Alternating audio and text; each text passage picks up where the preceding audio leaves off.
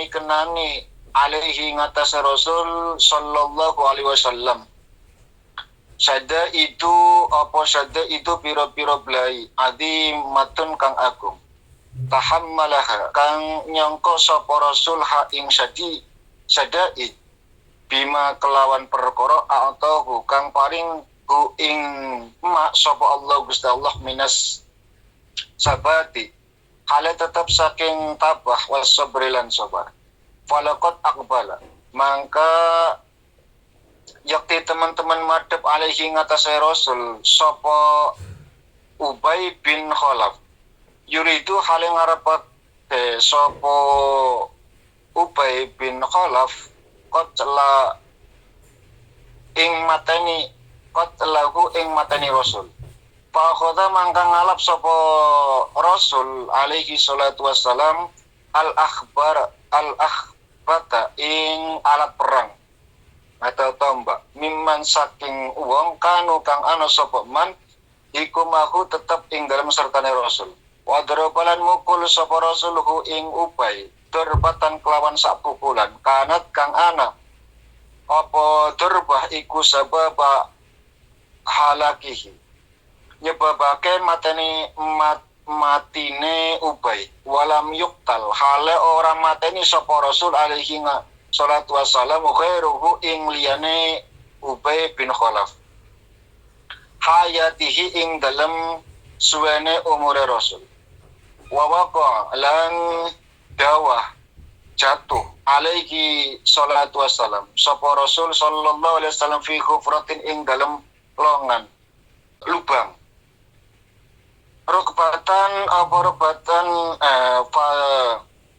fi khufratin ing lubang fajurihat mangka cacat apa rukbatuhu dengkul lorone Rasul wa ukhmiya lan semaput sapa alaihi salatu wassalam wa ramahu lan mbalangi hu ing Rasul sapa ba'dul musyriki na pira-pira wong musyrik bihajarin kelawan watu fahajja mangka catu apa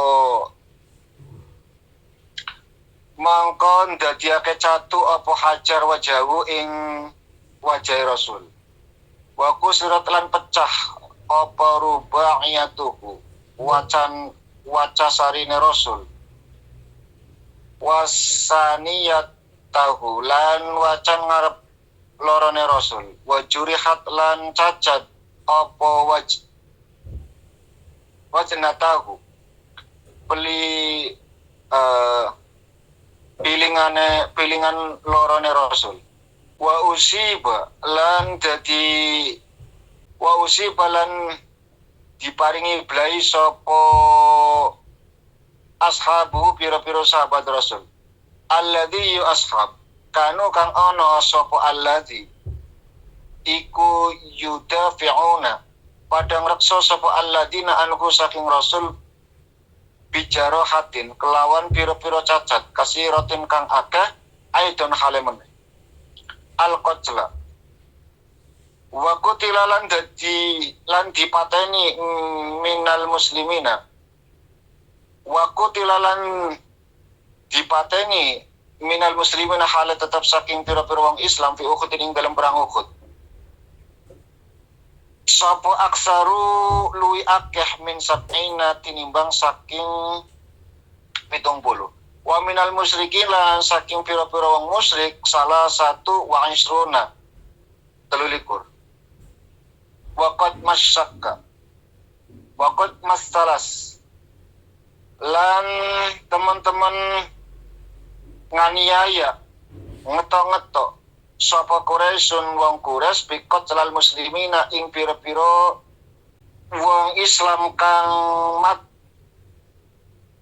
kang kepaten tamsilan kelawan ngetok-ngetok fadiman kang banget menganiaya, dianiaya orang-orang muslim pada saat itu dianiaya luar biasa, ada yang dimutilasi dan lain sebagainya. Wa qutilanan din pateni fi hadilah qaswati ing dalam ikilah perang sapa Hamzah. Siapa Hamzah kuwi? Ammu Rasulillahi sallallahu alaihi wasallam, yaiku pamane Kanjeng Nabi. Ghafala sapa rajulun ismuhu kang utawi jenenge rajul iku Wahsyun Wahsy. Wa baqarat lan nyigar batnahu ing wetenge Hamzah sapa imra'atun wong wadon. Ada seorang perempuan ketika Hamzah meninggal, datang seorang perempuan namanya Hindun. Hindun itu istrinya Abu Sofyan, pemimpin perang di perang Uhud. Wa khadat lan ngalap sapa imra'atun kabidahu ing atine Hamzah, dibelak atine dijukut, litaquluha dipangan. Litaqulaha terpon yen tah mangan sapa imra'ah ha ing kabidah fala katha mongko ngunyah sapa imro'ah summa arsalatha mongko kari-kari nglepeh sapa imro'ah ing kabidah waqad hazina hale teman-teman susah alaihi ing atase Hamzah sapa Rasulullah sallallahu alaihi wasallam. Nabi merasa sedih ketika melihat keadaan pamannya seperti itu.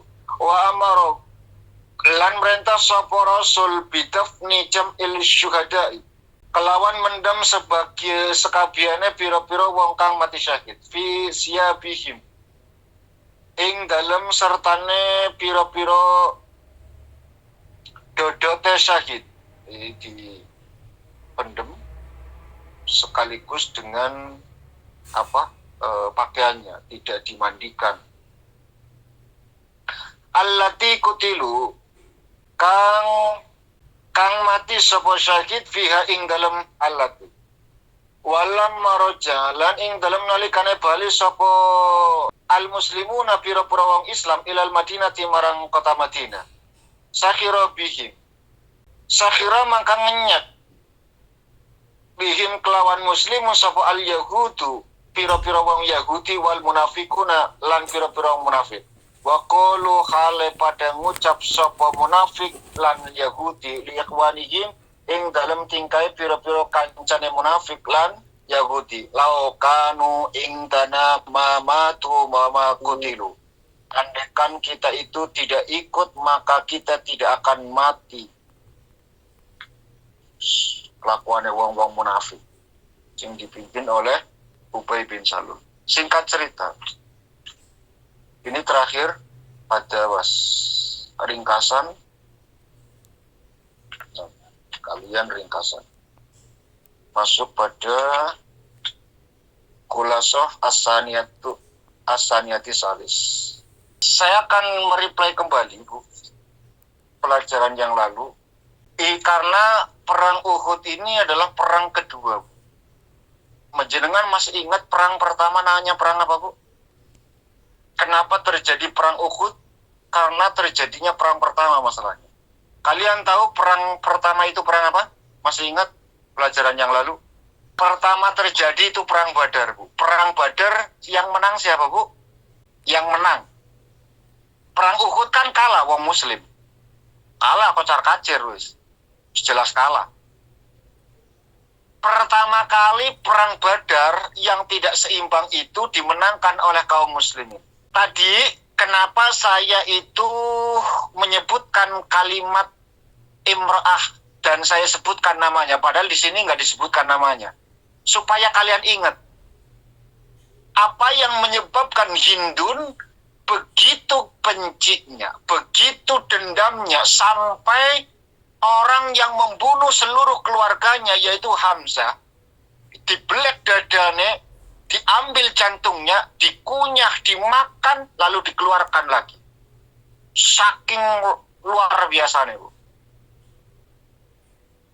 Karena pada saat perang Badar itu Hamzah paman Nabi yang menjadi singa padang pasir pada saat itu membantai semua keluarga Hindun, saudaranya, orang tuanya, saudara laki-lakinya, semuanya dibantai, Bu.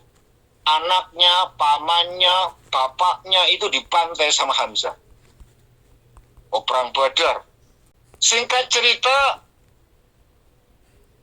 orang-orang kabilah dari Mekah itu tidak bisa dagang, Bu. Setelah perang Badar selesai, Nabi sudah berkuasa di Madinah, Mekah, orang-orang kabilah Mekah itu tidak bisa dagang ke Syam. Masalahnya apa? Kalau mau ke Syam harus lewat Madinah. Nanti jenengan kalau umroh nanti kalian tahu. Jarak dari kota dari Mekah ke Syam itu harus melalui jalur kota Madinah. Setiap kabilah kaum orang-orang Mekah itu mau ke Syam mesti dijegal sama orang-orang Madinah, Bu, kaum muslimin. Termasuk pada saat itu perang Badar, di mana harusnya perang Badar itu tidak terjadi, gitu loh. Karena tujuannya itu mau menjegal kabilahnya Abu Sufyan pada saat itu. Tapi dikompori segala macam, akhirnya terjadi perang Badar, rame, pecah. Maka 3 pemimpin besar, Sofyan bin Umayyah, Abdullah bin Rabi'ah, Ikrimah bin Abu Jahal sebelum masuk Islam ini. Mereka datang ke Abu Sofyan. Abu Sofyan punya istri, Bu, namanya Hindun, yang tadi makan hatinya paman Nabi, Hamzah. Datang ke Abu Sofyan, lalu mengatakan, ini tidak bisa, kalau seperti ini terus, ekonomi kita itu mati mesti. Perekonomian Mekah akan lumpuh kalau seperti ini terus. Kita harus lawan. Lalu kata Abu Sufyan, bagaimana caranya? Kita kompori semua orang-orang Arab. Lalu kita tebarkan isu. Cara saya ini berita hoax gitu loh. Mereka kirimi berita hoax supaya bangkit jiwa mereka untuk memerangi Muhammad. Kata Abu Sufyan, bagus. Ide yang cemerlang. Ayo. Akhirnya dikumpulkan, Bu. Kil mengatakan 3.000 pasukan, Kil mengatakan 10.000 pasukan. Walhasil tidak seimbang dengan kaum muslimin. Yang nanti kaum muslimin itu cuma 1.000 saja, 300 pulang karena dikompori oleh Ubay bin Salul, tokoh Yahudi yang munafik, ya, tokoh munafik orang Yahudi yang pura-pura masuk Islam. Salul, Abdullah bin Ubay bin Salul kan. Jadi cuma tinggal 700 orang. 700 dibanding 3.000 saja sudah 1:4. Satu Kil mengatakan 10.000 pasukan. Ya wallahu alam, kita juga nggak pernah merasa ora-weruh kan. Kita juga nggak melihat, nggak menyaksikan, jadi nggak bisa pasti yang benar ini 10.000, pasti yang benar 3.000, ya empuk. Tapi yang jelas perang Uhud tidak jauh beda dengan perang Badar, tidak seimbang. Singkat cerita, seluruh orang-orang Arab dikompori. Semuanya bergerak mau memerangi Nabi. Ada satu paman namanya Abbas. Ya. Abbas ini paman Nabi yang saat itu belum masuk Islam, Bu. Karena semua orang-orang mulia, orang-orang hebat, orang-orang baik seperti Ikrimah bin Abu Jahal itu masuk Islamnya ketika Fathul Mekah. Termasuk Abu Sufyan dan Hindun. Hindun yang makan hatinya paman Hamzah mengeluarkan anak namanya Muawiyah yang menjadi gubernur. Muawiyah ini sahabat Nabi yang ditunjuk Allah langsung melalui malaikat Jibril untuk katabah Rasul. Katabal wahyi, menulis Al-Quranul Karim. Bayangkan keluar dari seorang rahim yang makan hati paman Nabi. Makanya kalian itu jangan pandang buruk para pelacur, Bu. Boleh jadi dari rahim mereka itu keluar sosok seorang mulia, kita nggak pernah tahu. Maka jangan menjustifikasi seseorang saat mereka masih hidup, mereka masih punya kesempatan. Baik mungkin dirinya yang akan mulia ataupun mungkin keturunannya. Islam begitu rahmatan lil alamin, memandang siapa saja dengan penuh cinta dan kasih sayang. Selesai? Karena Paman Abbas ini tidak ikut perang, karena yang mau diperangi itu keponakannya sendiri, membocorkan cerita ini kepada Nabi. Nek cara wong saiki ngene lah. Mad, akan datang 3.000 atau 10.000 pasukan yang akan membantai kalian. Siap-siap. Dalam waktu dekat. Nah, kurang lebih seperti itulah.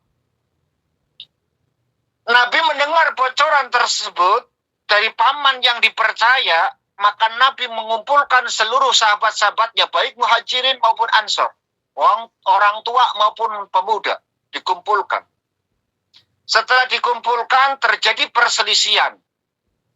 Bu, yang namanya perselisihan itu bukan barang baru, Bu. Jadi sama-sama sahabat Nabi pun terjadi perselisihan, dan itu wajar, biasa saja. Nabi santai.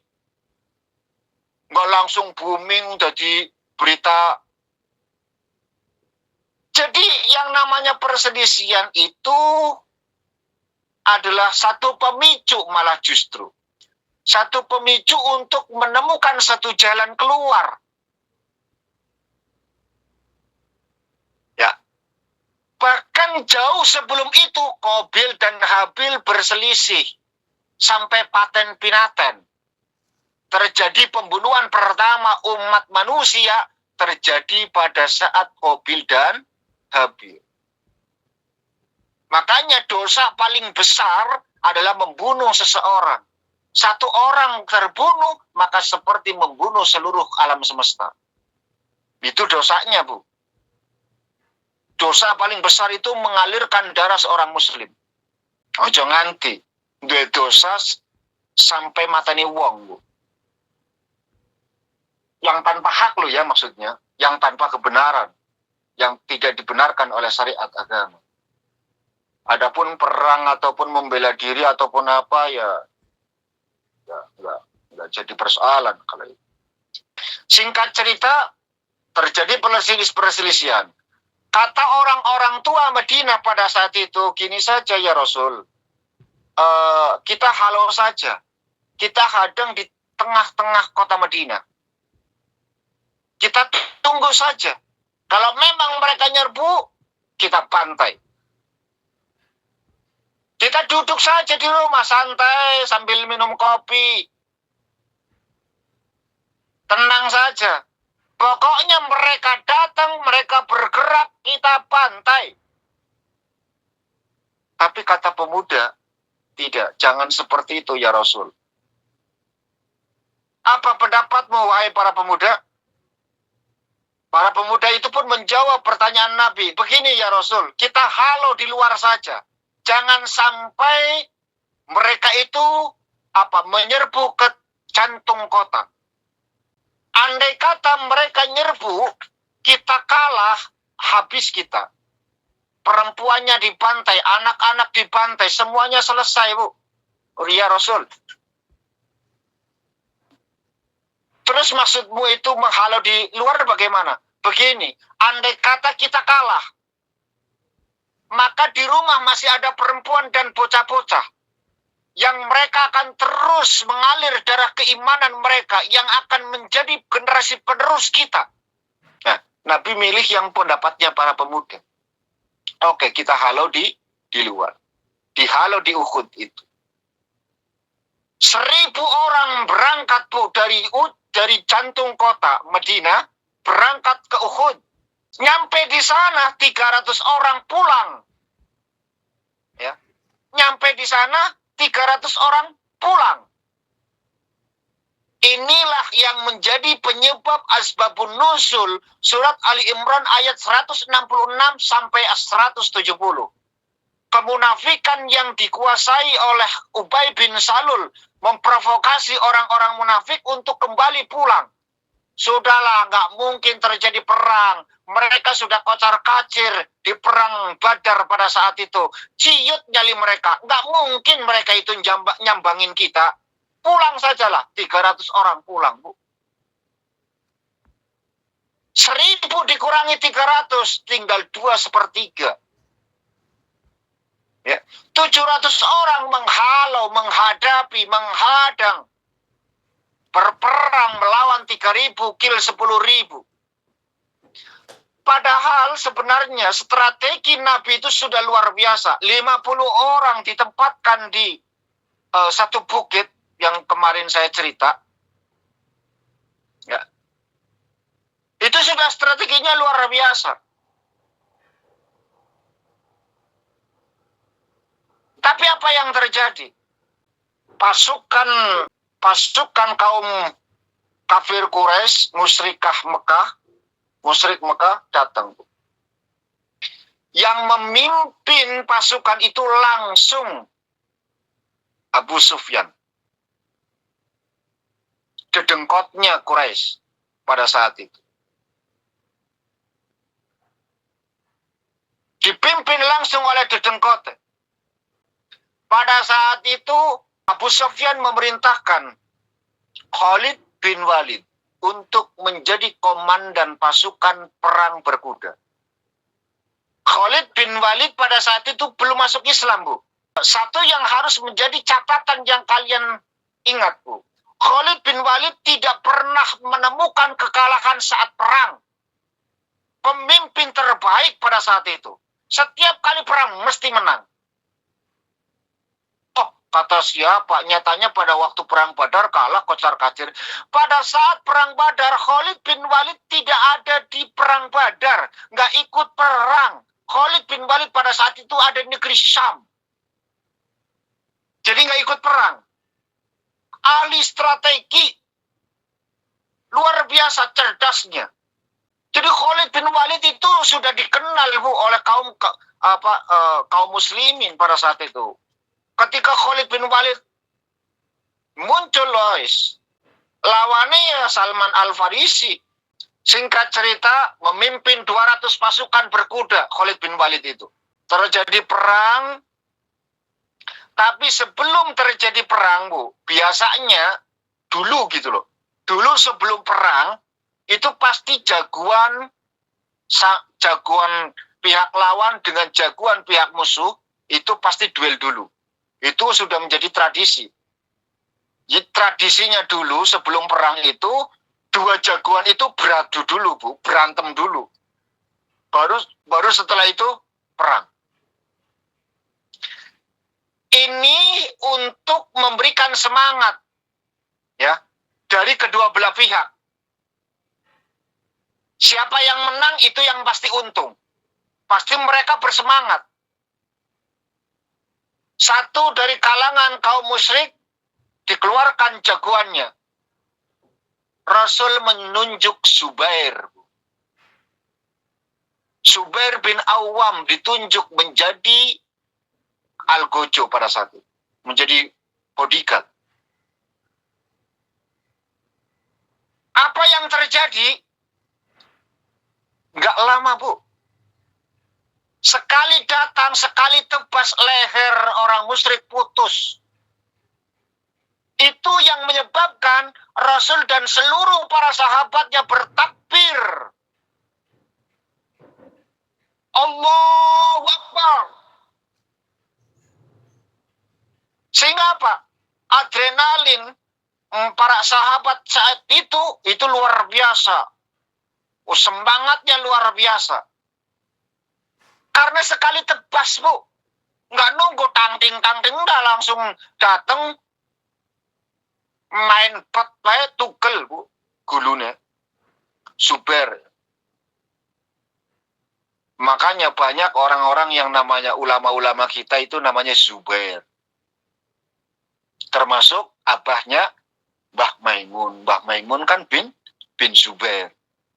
Zubair ini sahabat Nabi yang ditunjuk menjadi komando perang pada saat itu di perang Uhud. Dengan paham.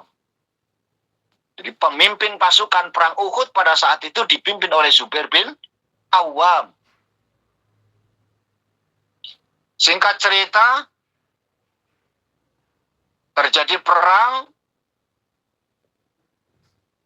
Setelah perang, menang. Perlu diketahui, Ibu, Abu Sufyan dengan bala tentaranya itu menghadapi kaum muslimin. Yang harus kalian catat,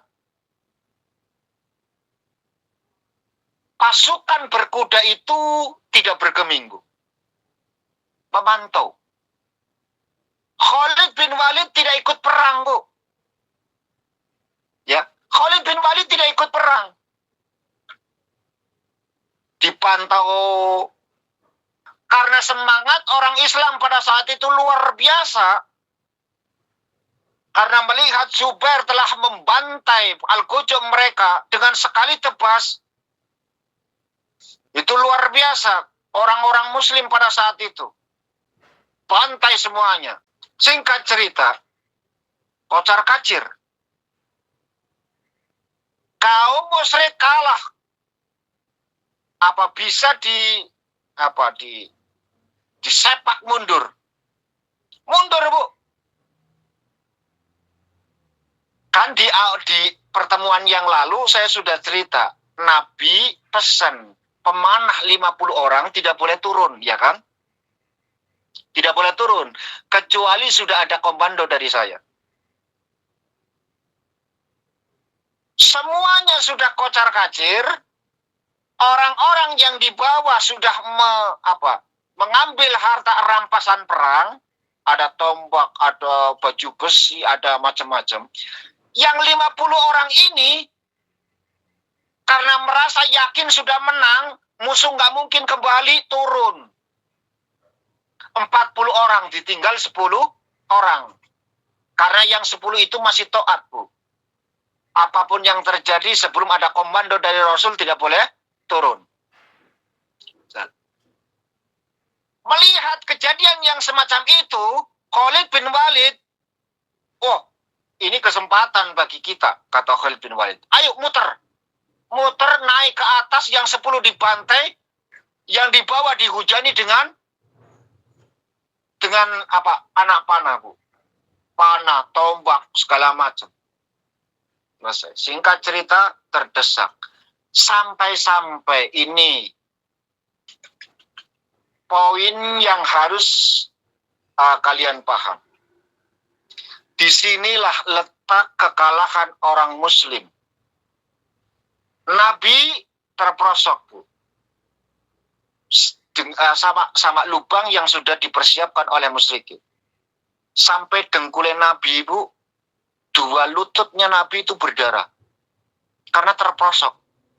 Setelah terperosok, dihujani beberapa watu, Bu. Lempari batu, macam-macam. Yang harus kalian ingat sebagai seorang perempuan. Ini yang harus kalian ingat. Datang seorang perempuan namanya Ummu Amarah, Bu. Ketika Nabi dalam keadaan terdesak, Nabi terperosok ke dalam lubang. Seluruh orang musyrikin mengepung Nabi. Dari atas dilempari batu. Pelipis Nabi, kedua pipi Nabi, sampai rahang Nabi. Kena pecah, gigi Nabi rontok, Bu. Nabi padahal, Bu. Ya ora jadung. Ya, nggak kebal. Nggak kayak orang saiki, Bu. Tembak orang mempan, dibacok, meniting. Macam-macam. Nabi saja yang mengalami hal-hal yang semacam itu. Luar biasa. Datang seorang perempuan namanya Ummu Amarah. Lalu Nabi mengatakan, siapa yang akan menjadi pembelaku? Dengan sikap seorang perempuan yang gagah berani itu, mengatakan, Ana ya Rasulullah, aku yang akan menjadi pelindungmu. Tombak, pedang, terus apalagi panah, menghujani seluruh tubuh perempuan tersebut, Bu. Menjadi tameng, menjadi benteng timbangannya Nabi sing wafat, mending aku yang mati. Kata Ummu Ammaroh. Aku yang akan menjadi pembelamu. Aku yang akan menjadi bentengmu. Aku yang akan melindungimu. Seluruh senjata perang itu menusuk, menghujani perempuan yang bernama Ummu Ammaroh tersebut. Melihat keadaan yang semacam itu, Nabi menyampaikan, "Salimi ya Ummu Ammaroh." Keinginan apa yang kamu mau? Kamu mau apa? Wis gampangane ngono. Salimi ya Ummu Ammaroh. Kamu mau apa? Apa yang dikatakan Ummu Ammaroh? Ya Rasulullah, saya tidak menginginkan sesuatu apapun kecuali nanti di surga aku bersamamu. Maka Rasul menyampaikan, ya, di surga kau akan menjadi temanku. Meninggal dalam keadaan tersenyum, mendapatkan kabar gembira bahwa nanti di surga Ummu Ammaroh akan bersama Rasulullah Shallallahu Alaihi Wasallam dengan tenang. Kenapa hal ini terjadi? Kenapa kaum muslimin pada saat itu kocar-kacir? Bu, ada hoax. Jadi hoax itu luar biasa, Bu. Zaman dulu hoax itu menghancurkan segalanya. Baik citra, mental, macam-macam. Apa hoax yang disebarkan? Ada sahabat Nabi, Bu. Ya. Ada sahabat Nabi yang wajahnya itu mirip banget dengan Nabi. Mirip, Bang. Apa yang terjadi? Beliau itu meninggal.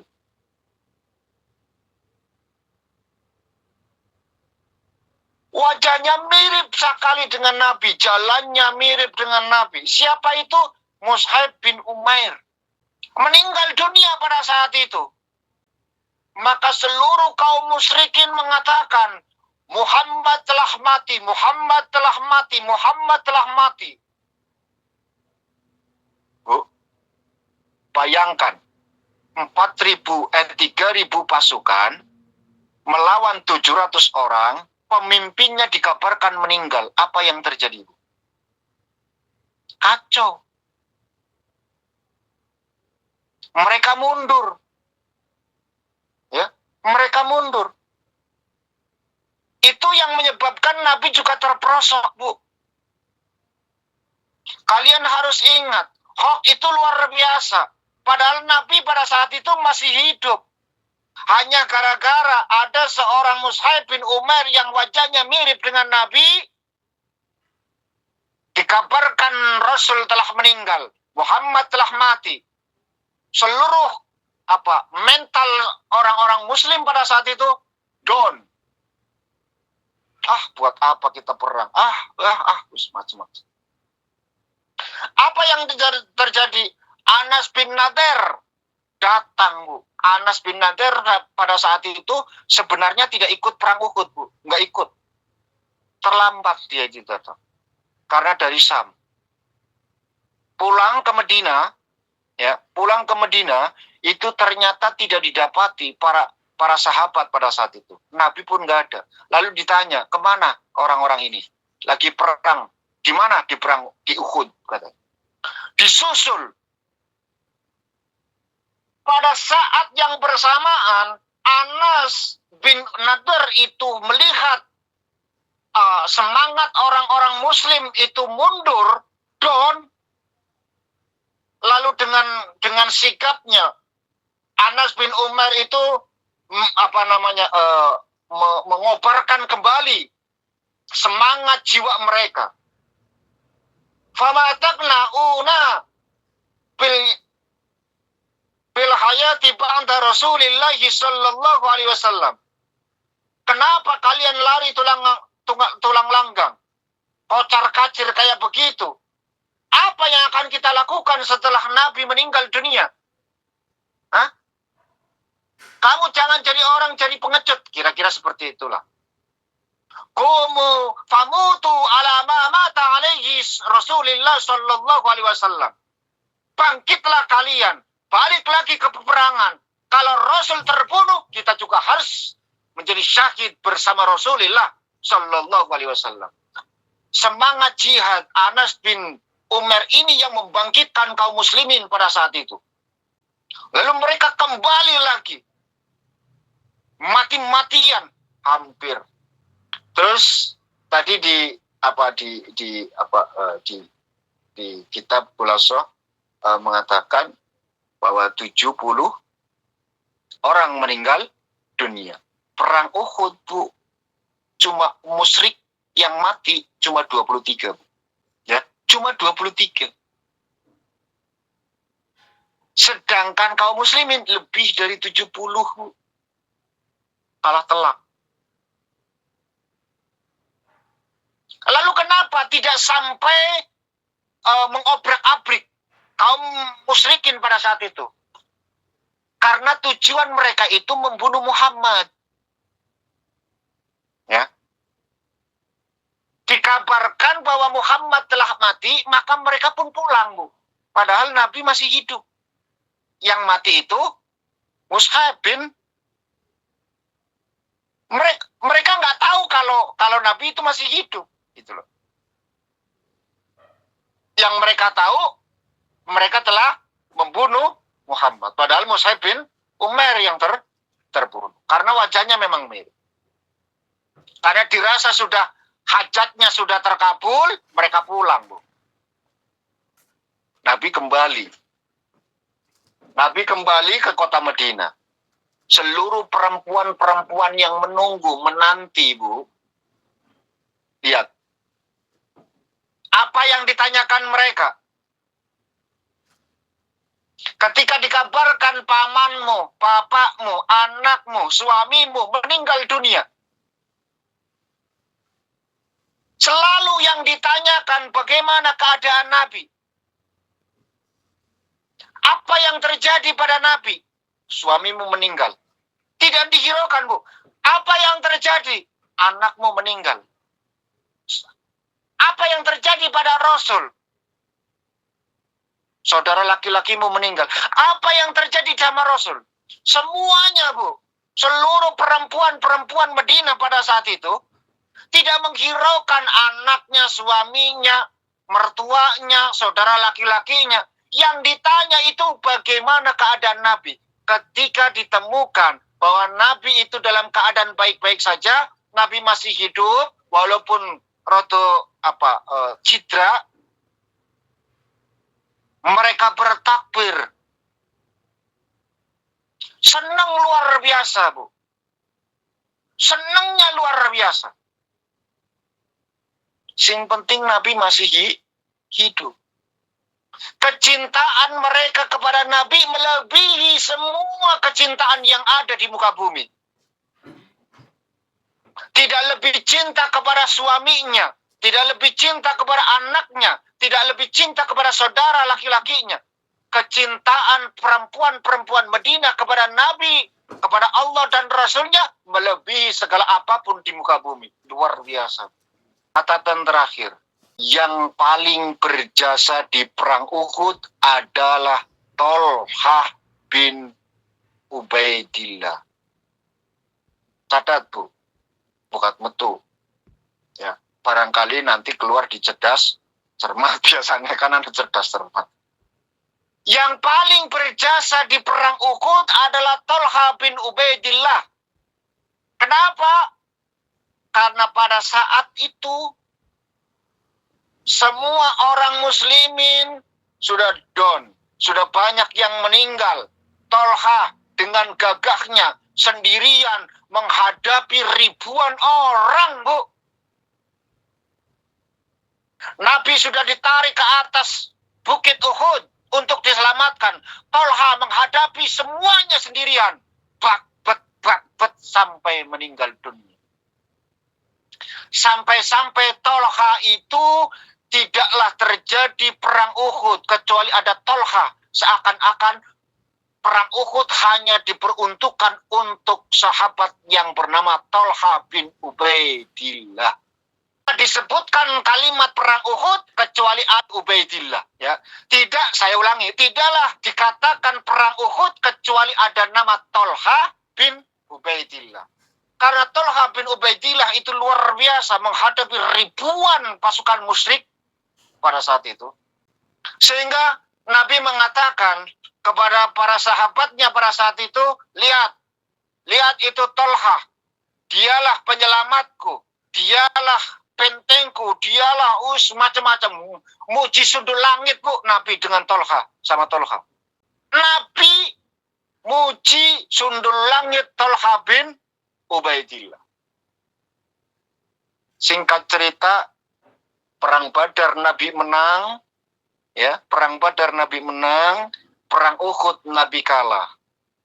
Terjadi pembantaian yang sangat menyakiti hati Nabi, yaitu paman Hamzah dibunuh oleh Pak Wahsy, dibelah dadanya oleh Hindun, istri dari Abu Sufyan, dimakan jantungnya. Sebelum Fathul Mekah, Hindun seorang musyrikah yang sangat jenius, Bu. Hindun itu strategi luar biasa, cerdas. Cerdasnya luar biasa, makanya diberi istri oleh Abu Sufyan. Cendekiawan. Jangan dikira perempuan-perempuan biasa, perempuan yang luar biasa. Lawannya ya Khadijah, ning sayang Khadijah wis ora ana, Bu. Hindun itu luar biasa. Dibelah dada Hamzah, dimakan, dikeluarkan lagi. Terbalas sudah semua dendam yang aku rasakan, kata Hindun pada saat itu. Dengan mengungkapkan lewat syairnya.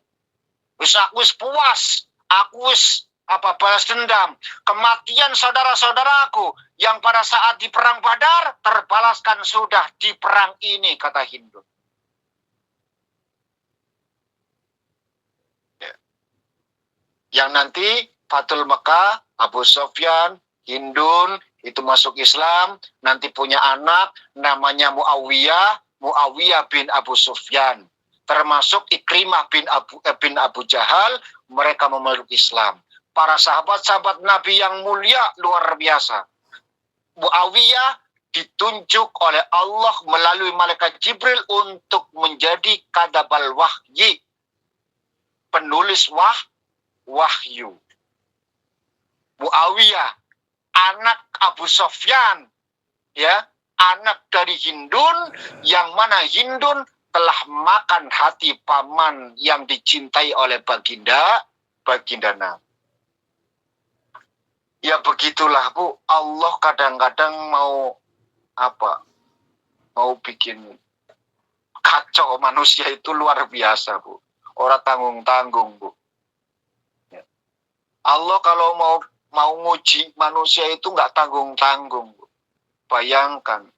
Tapi ya begitulah, Rasul itu tidaklah melakukan segala sesuatu kecuali wahyu dari Allah Subhanahu wa taala. Jadi dendam itu buat apa? Gitu loh. Karena Allah menanamkan hati ketabahan dan kesabaran pada diri Rasul. Tapi bagaimanapun Nabi tetap manusia, Bu. Esin duweni rasa jengkel karo Wahsy. Tapi nanti itu ketika Fathul Mekah, nanti saya akan cerita lagi. Teman-teman, sahabat-sahabatku semua, begitulah terjadi perang Badar. Begitulah terjadi perang Uhud. Perang Uhud itu terjadi di tahun ketiga tahun Hijriah. Perang Badar tahun kedua, perang Uhud tahun ketiga. Berarti jarak antara perang Badar dengan perang Uhud cuma 1 tahun tok. Ya. Membolak-balik Allah Subhanahu wa taala akan sebuah kejadian. Ya, sekali lagi, Allah membolak-balik satu kejadian. Perang Badar dimenangkan orang mukmin, perang Uhud dimenangkan oleh orang musyrik.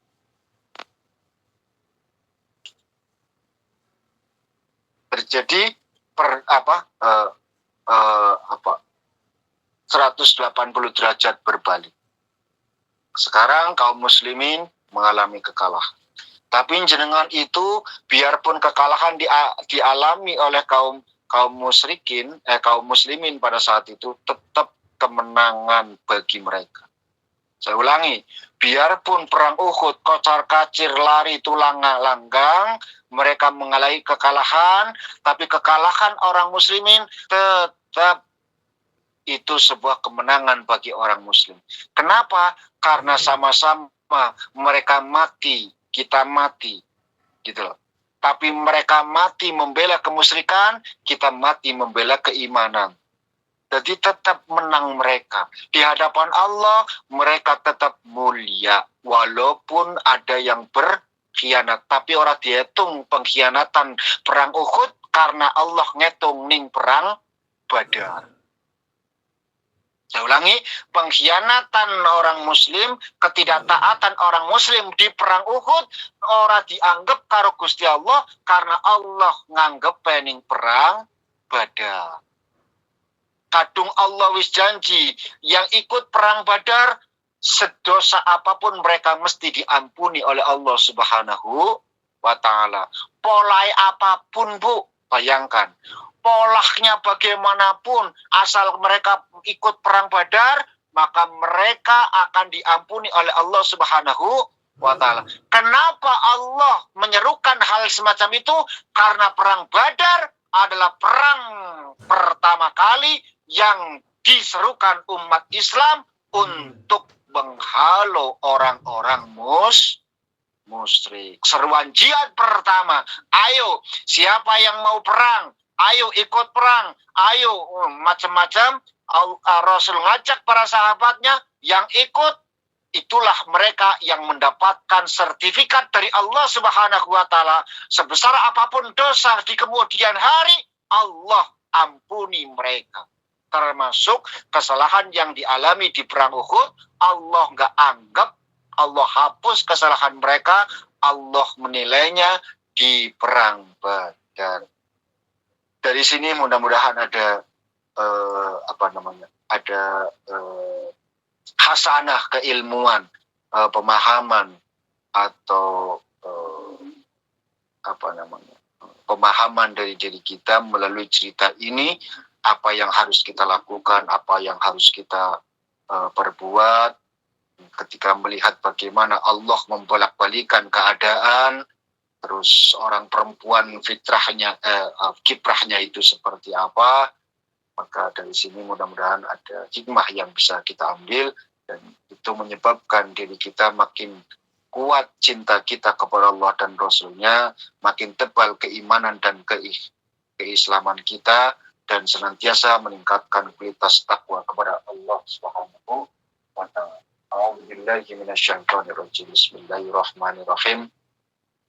Allahumma shalli ala sayyidina habibina wa syabina karimina tukhina wa maulana Muhammad wa sallim wa radza ala sahabati Rasulillah ajmain. Alhamdulillahi rabbil alamin wal aqibatu lil muttaqin wassalatu wassalamu ala rasulina Muhammadin wa alihi wa sahbihi ajmain. Allahumma nadim ahwalana wa hasin af'alana wa khalisna min alamil faqri wa dhulli wa asimna min al-bala wal waba wa ta'un wa min syarril a'da wa syayatin wa nafsil ammarad bisu. Allahumma yassir lana al-intidam fi jamil umuri dunyawiyyah wa diniyah wa hasin muradana bil khair. Allahumma ba'idna min as-sirri wal isyan. Allahumma inna na'udzubika min juhtil bala wa darakis syaqa wa su'il qada wa syamatatil a'da. Ya mukhawwilal hawli wal akhwal hawwil halana ila ahsani hal. Allahumma ya kasirun nawal wa ya khaliqul jamil af'al wa fitna liniyatil khair fi jamil aqwal wal ahwal.